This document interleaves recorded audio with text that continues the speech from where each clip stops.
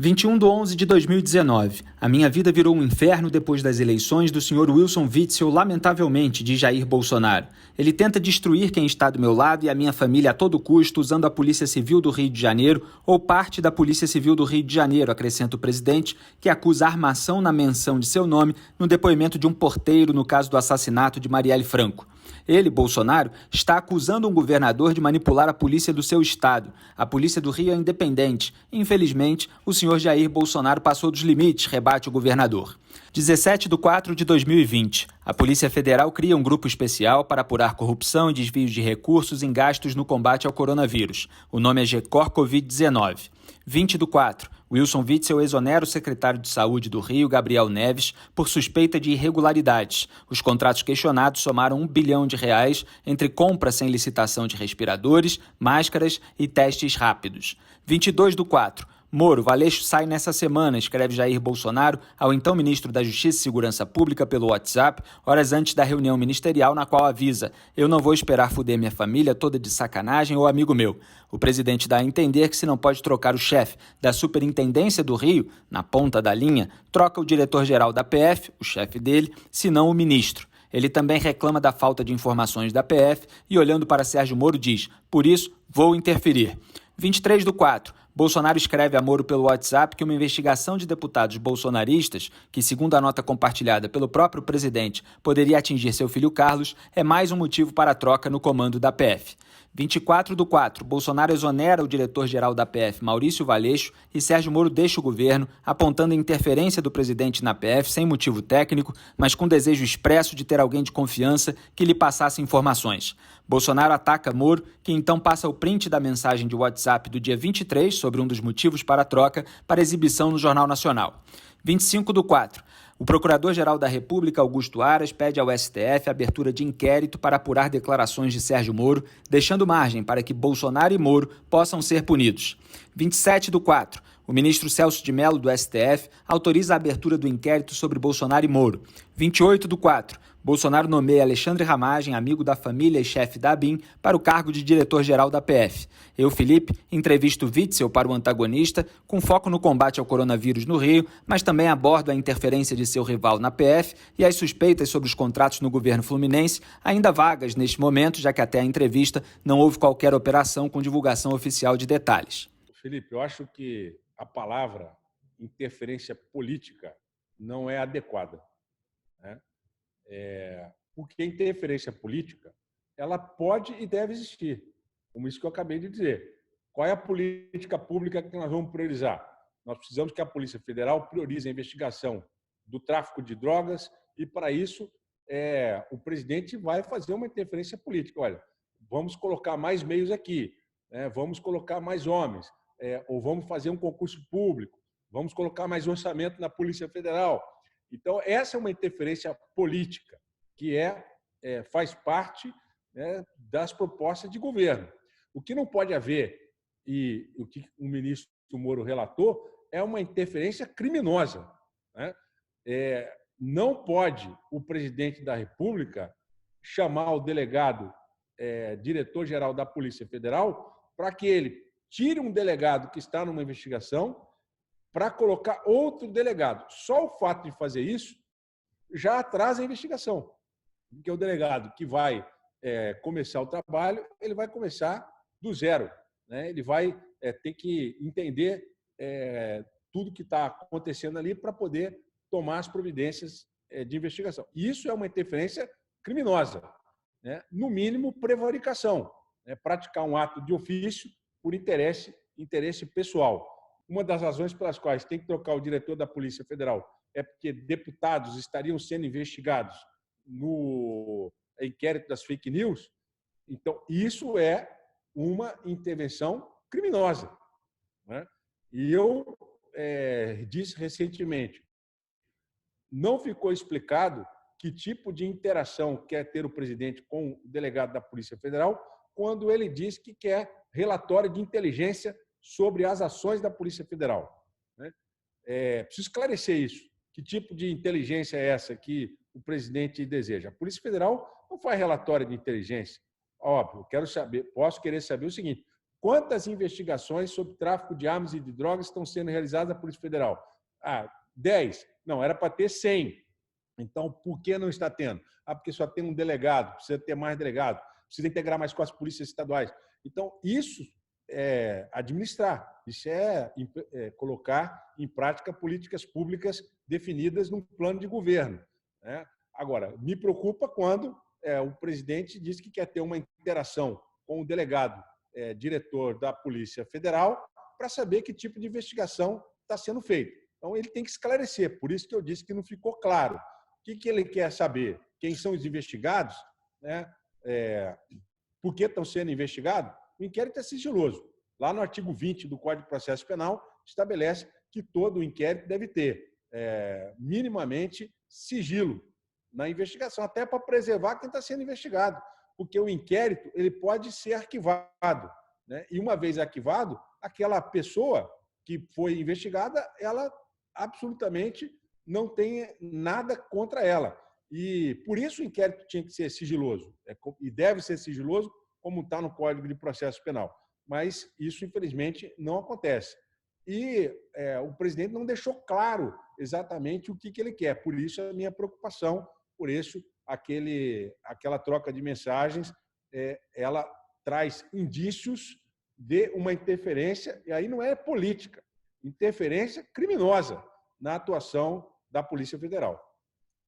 Certo. Governador, partindo aqui para a etapa final da nossa entrevista, falando das questões relativas a dinheiro mesmo no combate à pandemia. Existem várias discussões nesse sentido, a gente tem uma história recente de muitas investigações, estávamos aí falando disso, de abusos em grandes eventos como a Copa do Mundo, as Olimpíadas, e toda hora agora se fala em possíveis desvios de dinheiro que estariam sendo liberados para o combate à Covid-19 e várias acusações são feitas, inclusive, contra o senhor, ou qualquer coisa que surja de um contrato mais caro, isso gera uma grande repercussão, desde um contrato de 10 milhões de reais para a criação de um aplicativo, até licitações. Então, o senhor tem aqui a oportunidade de esclarecer aqui esses pontos a respeito das acusações que estão sendo feitas contra o senhor nesse sentido. Felipe, primeiro, eu não tenho bandido de estimação. Eu nomeei o secretário de Saúde, o secretário de Saúde nomeia os seus auxiliares. E esses processos de contratação emergencial não passam pela minha mesa, não sou eu que trabalho nesses processos diretamente. E hoje eles são necessários, não há como fazer frente à pandemia sem as contratações emergenciais. Agora, evidentemente que sempre vai ter um espertalhão para se aproveitar num momento em que os rigores de uma licitação são reduzidos. Agora, cabe a nós, percebendo isso, tomar imediatamente as providências. E quando chegou ao meu conhecimento que haveria algum tipo de irregularidade nessa contratação, eu chamei o secretário e disse a ele, suspende o servidor. E se for identificado minimamente uma irregularidade, não quero saber se foi doloso, se foi culposo, ele errou, ele tem que ser exonerado. Já foi exonerado e agora tem que ser investigado. Se os erros que ele cometeu foram erros administrativos culposos ou se ele tinha a intenção realmente de beneficiar quem quer que seja.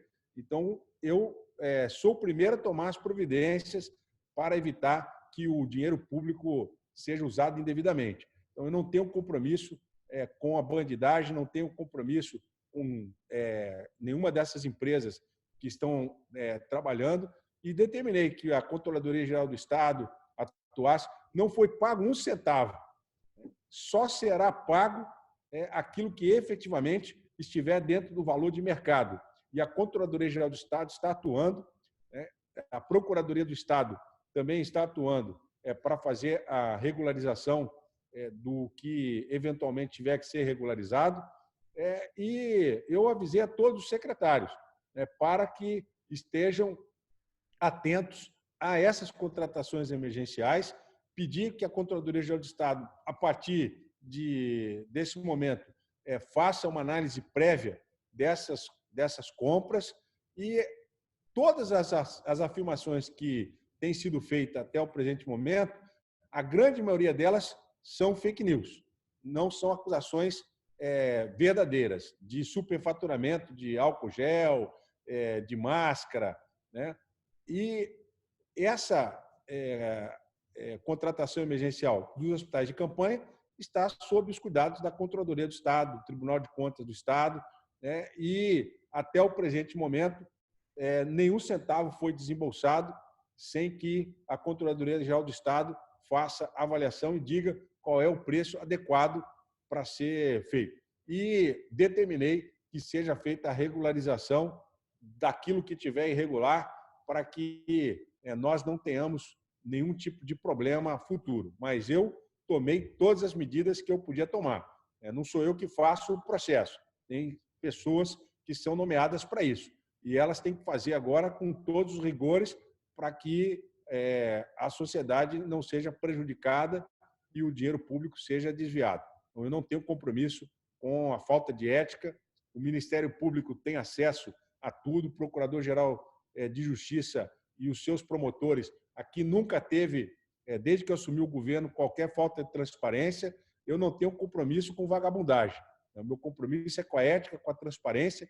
Eu fui juiz federal durante 17 anos, tenho uma vida absolutamente sem nenhum tipo de problema funcional.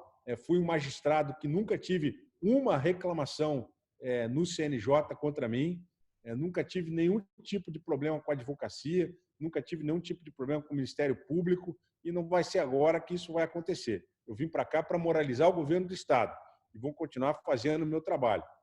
Se alguém não entendeu isso, vai entender da pior forma possível, que eu não vou compactuar com nenhum tipo de safadeza ou irregularidade. Nem a população do Rio de Janeiro aguentaria mais. Já foram 4 governadores presos, além do Moreira Franco, que também teve problemas com a justiça. Então, é por isso que acho que existe uma grande preocupação por parte da população fluminense. Agora, governador, em relação... Comigo a população pode ficar tranquila, porque desse mal a população não vai padecer. Eu tenho a tranquilidade que eu vou terminar o meu governo da mesma forma como entrei. Eu não sou político profissional, eu estou aqui pelo meu espírito de cidadania, abri mão de uma carreira da magistratura, porque entendi que o Estado do Rio de Janeiro precisava de alguém que pudesse moralizar a atuação do governador. E assim nós temos feito desde o ano passado, não vai ser agora que a gente vai deixar de ser assim. Eu vou terminar o meu mandato com dignidade e não tenho o menor compromisso com qualquer pessoa que faça qualquer coisa errada. 29/4. Alexandre de Moraes suspende nomeação de Ramagem. Mesmo assim, Bolsonaro manda recado aos governadores. Nós demos os recursos para quem foi possível. A minha PF vai para cima de quem estiver fazendo besteira com essa grana. Sim, a minha PF. 4/5. Bolsonaro nomeia Rolando Souza, indicado por Ramagem, diretor-geral da PF. 20 minutos após a posse, Souza troca o comando da Superintendência do Rio de Janeiro, como queria Bolsonaro.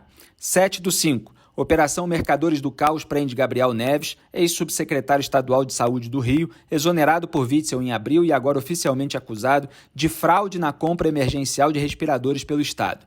12/5. Inquérito que mira Witzel é instaurado pela PGR, que é chefiada por Augusto Aras, nomeado Procurador-Geral da República por Jair Bolsonaro.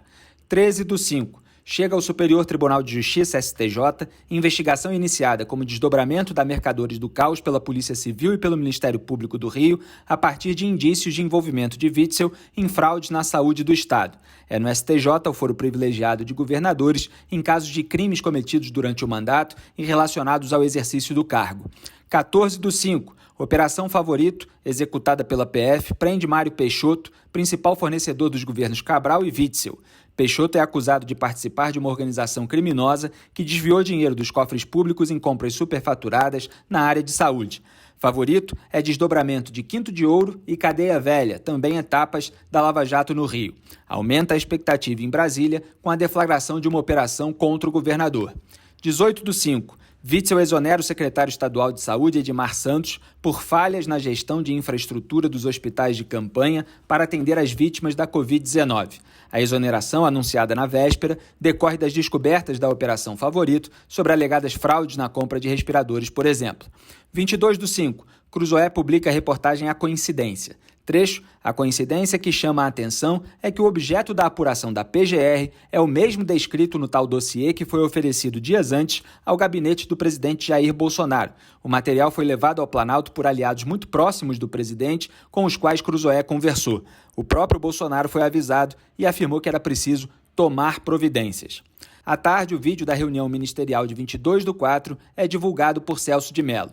23/5, um dos militantes virtuais bolsonaristas lotados no terceiro andar do Palácio do Planalto respondeu a uma crítica a Jair Bolsonaro feita por Witzel publicando um reloginho usado com frequência nas redes sociais para indicar que o revés de um adversário político está próximo. 25/5, no fim da solenidade de posse online do subprocurador-geral Carlos Alberto Vilhena, Augusto Aras questiona se Jair Bolsonaro, que acompanha a live do Palácio do Planalto, gostaria de falar algo, e o presidente então se convida para ir pessoalmente à sede da PGR. Aras, responsável pela investigação e pela decisão de denunciar ou não Bolsonaro no caso da interferência na PF, diz que o receberá com alegria. Se me convidar, eu vou agora aí apertar a mão do nosso novo integrante desse colegiado maravilhoso aí da Procuradoria-Geral da República. Estaremos esperando Vossa Excelência com a alegria de sempre. Agora, estou indo para aí agora. Obrigado, pessoal. No STF, ministros reprovam a iniciativa de Bolsonaro e avaliam que o objetivo do presidente, assim como na ocasião em que visitou o Supremo com empresários, foi pressionar uma instituição que pode impor limites à atuação dele. No rádio, a deputada bolsonarista Carla Zambelli diz que a gente já teve algumas operações da PF que estavam na agulha para sair e não saíam. A gente deve ter nos próximos meses o que a gente vai chamar talvez de covidão. Não sei qual nome que eles vão dar, mas já tem alguns governadores sendo investigados pela PF. 26/5. Autorizada pelo ministro Benedito Gonçalves, do STJ, a pedido da subprocuradora-geral Lindora Araújo, da PGR de Augusto Aras, a Operação Placebo, executada pela PF, cumpre mandados de busca e apreensão, entre outros locais, no Palácio Laranjeiras, residência oficial de Wilson Witzel, na casa onde morava o governador antes de ser eleito, no escritório de advocacia de sua esposa Helena Witzel, na Secretaria Estadual da Fazenda, além de endereços dos ex-secretários de Saúde Edmar Santos e Gabriel Neves. Agentes da PF apreendem computadores e celulares do governador. A quebra do sigilo dos dados contidos em todos os equipamentos eletrônicos de Witzel foi autorizada por Gonçalves, que também determinou que a PF realize a oitiva imediata de Witzel, Helena e outros alvos da investigação. O escritório da primeira-dama tinha um contrato com uma empresa que integra um consórcio que detém contratos ativos de saúde com o governo Witzel e prefeituras do estado do Rio. O ministro registrou que, segundo o MP federal, há indícios de participação ativa do governador do estado quanto ao conhecimento e ao comando das contratações realizadas com as empresas ora investigadas, mesmo sem ter assinado diretamente os documentos, vez que sempre divulgou todas as medidas em sua conta no Twitter. A operação mira contratos de R$835 milhões do governo do Rio com a IABAS, organização social contratada sem licitação para gerir hospitais de campanha no estado para tratar pacientes com a Covid-19. No esquema, há indícios de crimes previstos na Lei de Licitações, peculato, corrupção, lavagem de dinheiro e organização criminosa. Parabéns para a Polícia Federal, diz Jair Bolsonaro. A interferência anunciada pelo presidente da República está oficializada, diz Witzel, negando novamente qualquer participação em atos ilícitos. O que aconteceu comigo vai acontecer com outros governadores considerados inimigos, completa o governador do Rio. O senador Flávio Bolsonaro, segundo ele, com todas as provas que já estão aí sendo apresentadas, dinheiros em espécie depositado em conta corrente, lavagem de dinheiro, bens injustificáveis, ele já deveria estar preso. De repente, você quer alcançar o mesmo benefício que o Adélio encontrou, rebateu o filho 01 do presidente. Alegar problema mental e tentar tratamento psiquiátrico deve ser sua estratégia. Flávio declarou que a investigação de hoje começou na Polícia Civil do Rio, foi a sua polícia. Quando encontraram indícios de envolvimento do governador, subiu para o STJ. O senador ainda xingou também ex-aliado Paulo Marinho, que disse que Flávio foi avisado com antecedência sobre a Operação Furna da Onça. Mais um canalha, um lobista que tem um tanto de coisa para explicar também, disparou o filho do presidente. Paulo Marinho presta na PF seu terceiro depoimento, dessa vez no âmbito do inquérito no Supremo sobre a interferência de Jair Bolsonaro na corporação, e diz na saída: esse capítulo para mim é página virada da minha vida. Eu não tenho inimigos, não trabalho com gabinete do ódio e não vou continuar batendo lata nesse assunto.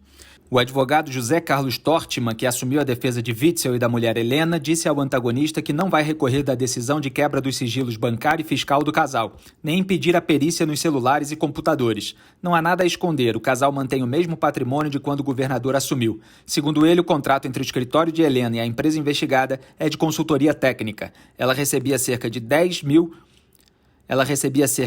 mil a 15 mil reais por serviços efetivamente prestados. Não tem nada a ver com esses contratos de dezenas de milhões da Covid. Já a assessoria de Carla Zambelli negou que a deputada tivesse conhecimento prévio de qualquer operação da PF e alegou que ela apenas reproduziu informações já conhecidas e publicadas na mídia sobre investigações em vários estados. A Transparência Internacional, resumindo o óbvio, afirma estar preocupada com os indícios de que Jair Bolsonaro teria usado a PF para perseguir opositores políticos. Hoje testemunhamos uma das mais graves consequências das interferências do presidente Jair Bolsonaro na Polícia Federal. A dúvida que se gerou na sociedade sobre o que são investigações legítimas contra a corrupção e o que são esforços de perseguição contra inimigos políticos. Em nota, o órgão afirma que todo indício de desvio de recursos, especialmente durante a pandemia, deve ser investigado. Ressalta também que as investigações sobre irregularidades no Rio de Janeiro levantaram evidências preocupantes de irregularidades. E completa: os indícios de que o presidente quer utilizar a PF contra opositores e as declarações da deputada Carla Zambelli antecipando a realização da Operação Placebo, no entanto, aumentam a preocupação de que a operação também possa ter como objetivo atacar o governador Wilson Witzel. A autonomia dos órgãos de controle da corrupção é essencial para fortalecer a confiança da população e garantir sua capacidade de atuação independente de interferências políticas para proteger aliados ou perseguir adversários. Eu, Felipe, até como carioca, quero mais é que todos os bandidos do Rio sejam presos, sejam eles empresários, secretários ou eventualmente governador, como outros já foram, sempre com base em provas coletadas em fases como esta de busca e apreensão. Ninguém precisa crer em Witzel, porém, para compreender que Bolsonaro contaminou de tal forma a PF com sua interferência para proteger familiares e amigos, que toda ação favorável a algum aliado, como um pedido de arquivamento, ou contrária a algum adversário, como o governador do Rio, já desperta e despertará suspeita, mesmo que pedida pela PGR, contaminada também pela complacência de Aras. Inocente ou culpado, só acho que Witzel poderia se convidar em público para ir pessoalmente à PGR e encontrar Aras, para que todos possam ver se este é ou não um privilégio de seu investigado favorito.